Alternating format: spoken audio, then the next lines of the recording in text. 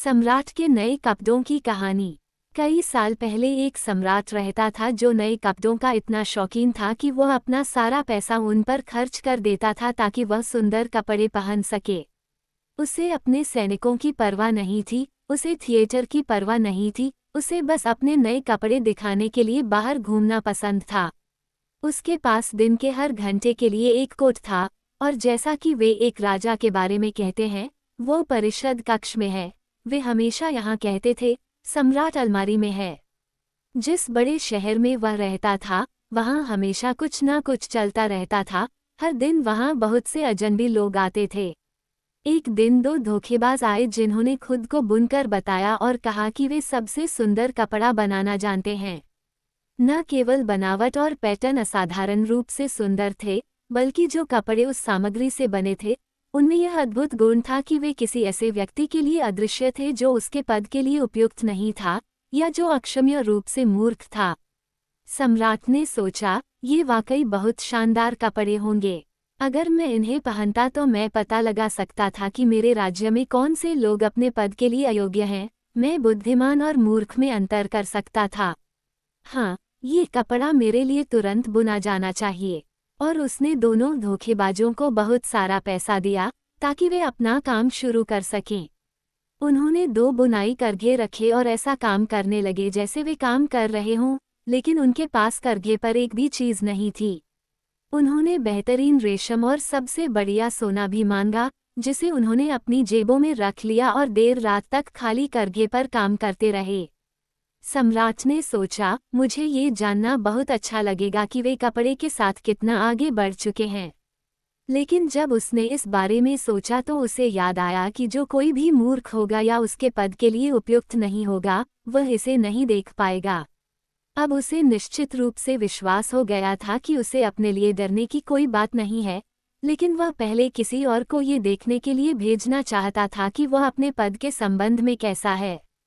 पूरे शहर में हर कोई जानता था कि कपड़े में कितनी अद्भुत शक्ति है, और वे सभी ये देखने के लिए उत्सुक थे कि उनका पड़ोसी कितना बुरा या कितना मूर्ख है। सम्राट ने सोचा, मैं अपने पुराने और सम्मानित मंत्री को बुनकरों के पास भेजूंगा।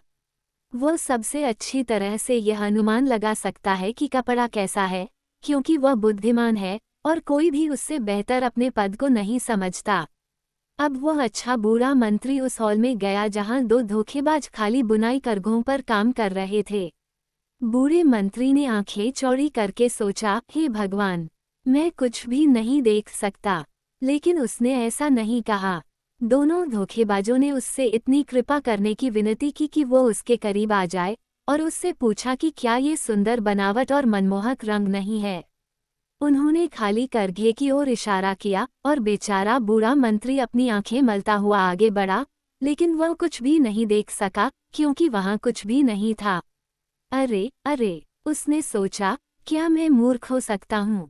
मैंने कभी ऐसा नहीं सोचा और किसी को ये पता भी नहीं चलना चाहिए। क्या मैं अपने पद के लिए उपयुक्त नहीं हूँ? नहीं, मुझे ये तो बिल्कुल नहीं कहना चाहिए कि मैं कपड़ा नहीं देख सकता। क्या आपके पास इसके बारे में कहने को कुछ नहीं है? बुनाई कर रहे लोगों में से एक ने पूछा। ओह, ये बहुत सुंदर है, बहुत सुंदर। बूढ़े मंत्री ने अपने चश्मे से देखते हुए उत्तर दिया। क्या बनावट है, क्या रंग है? हाँ, मैं सम्राट से कहूँगा कि यह मुझे बहुत पसंद है। अब हम इस बात से बहुत खुश हैं, दोनों बुनकरों ने कहा, और इसके बाद उन्होंने रंगों के नाम बताए और बनावट के बारे में बताया। बूढ़े मंत्री ने इस बात पर बहुत ध्यान दिया ताकि जब सम्राट वापस आए तो वह उसे यह बात बता सके, और उसने ऐसा ही किया। धोखेबाज अब और ज्यादा पैसे, ज्यादा रेशम और ज्यादा सोना चाहते थे ताकि वे बुनाई में इस्तेमाल कर सकें। उन्होंने ये सब अपनी जेबों में डाल लिया और करघे पर कोई धागा नहीं आया, लेकिन वे पहले की तरह ही खाली करघे पर काम करते रहे। सम्राट ने जल्द ही एक और योग्य राजनेता को ये देखने के लिए भेजा कि बुनाई कैसी चल रही है और क्या कपड़ा जल्दी ही तैयार हो जाएगा। उसके साथ भी पहले वाले जैसा ही हुआ। उसने देखा और देखा, लेकिन खाली करघे पर कुछ भी नहीं होने के कारण वह कुछ भी नहीं देख सका। क्या ये कपड़े का एक सुंदर टुकड़ा नहीं है? दोनों धोखेबाजों ने पूछा, और उन्होंने उस सुंदर कपड़े की ओर इशारा करके उसका वर्णन किया, जो वहां था ही नहीं। मैं मूर्ख नहीं हूँ, उस आदमी ने सोचा, तो यह मेरा अच्छा काम होगा जिसके लिए मैं उपयुक्त नहीं हूँ। यह अजीब है, निश्चित रूप से, लेकिन किसी को भी इस पर ध्यान नहीं देना चाहिए। और इसलिए उसने उस कपड़े की प्रशंसा की जिसे उसने नहीं देखा था, और सुंदर रंगों और शानदार बनावट पर अपनी प्रसन्नता व्यक्त की। हाँ, ये बहुत सुंदर है, उसने सम्राट से कहा। शहर में हर कोई शानदार कपड़े की चर्चा कर रहा था। अब सम्राट इसे स्वयं देखना चाहता था, जबकि यह अभी भी करघे पर था।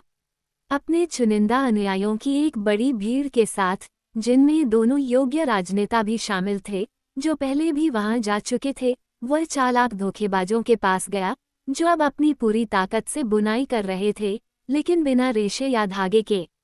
क्या ये शानदार नहीं है? दोनों बूढ़े राजनेता जो पहले से ही वहां थे, बोले, देखिए महाराज, कैसी बनावट है, क्या रंग हैं। और फिर उन्होंने खाली करघे की ओर इशारा किया, क्योंकि उन्हें विश्वास था कि दूसरे लोग कपड़े को अच्छी तरह देख सकते हैं। क्या? सम्राट ने सोचा, मैं कुछ भी नहीं देख सकता। ये वास्तव में भयानक है। क्या मैं मूर्ख हूँ? क्या मैं सम्राट बनने के योग्य नहीं हूँ? यह मेरे साथ घटने वाली सबसे भयानक बात थी। ओह, ये बहुत सुंदर है, उसने कहा। इस पर मेरी कृपा है। और फिर उसने प्रसन्नतापूर्वक सिर हिलाया और खाली करघे की जांच की, क्योंकि वह ये नहीं कहेगा कि वह कुछ भी नहीं देख सकता। उसके चारों ओर पूरा दरबारी देखता रहा और दूसरों से ज्यादा कुछ नहीं देखा, लेकिन उन्होंने सम्राट की तरह कहा, ओह, ये सुंदर है।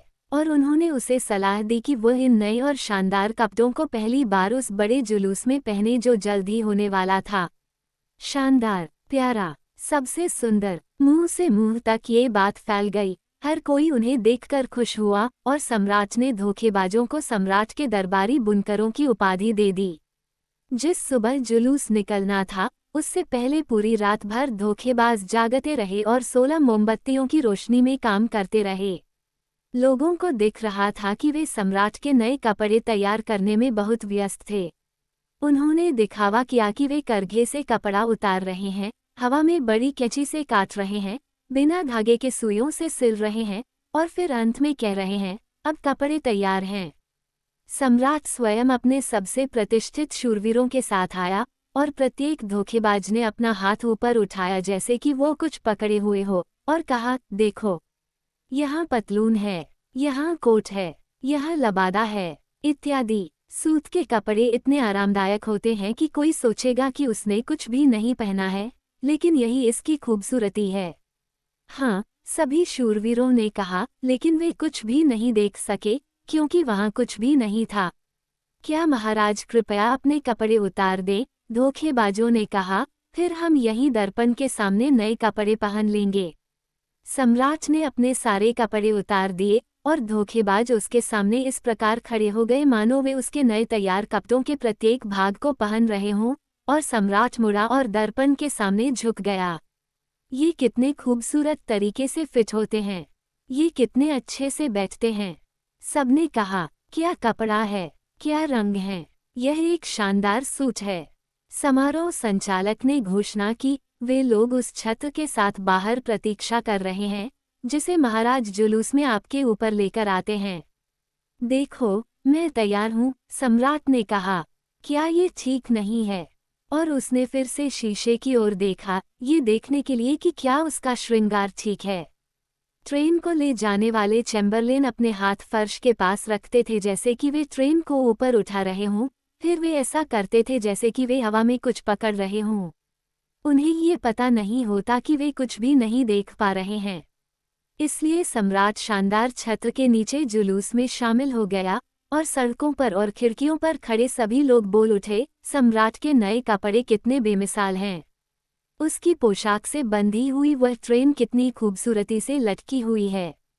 कोई भी यह नहीं चाहता था कि ये देखा जाए कि वह कुछ भी नहीं देख सकता, क्योंकि तब वह अपने पद के लिए अयोग्य होता या फिर बहुत मूर्ख होता। सम्राट के किसी भी कपड़े को इतनी स्वीकृति नहीं मिली थी जितनी इनको मिली थी। लेकिन उसने तो कुछ भी नहीं पहना है। एक छोटे बच्चे ने अंत में कहा। बस उस मासूम बच्चे की बात सुनो, पिता ने कहा, और हर एक ने अपने पड़ोसी को फुसफुसाकर बताया कि बच्चे ने क्या कहा था। लेकिन उसने तो कुछ भी नहीं पहना है। अंततः सभी लोग चिल्ला उठे। ये सुनकर सम्राट को आश्चर्य हुआ, क्योंकि उसे लगा कि वे सही कह रहे हैं, लेकिन उसने मन ही मन सोचा, मुझे अब जुलूस के साथ आगे बढ़ना चाहिए। और चेम्बरलिन और भी अधिक सीधे ढंग से चल रहे थे, और जुलूस को थामे हुए थे, जो वहां था ही नहीं।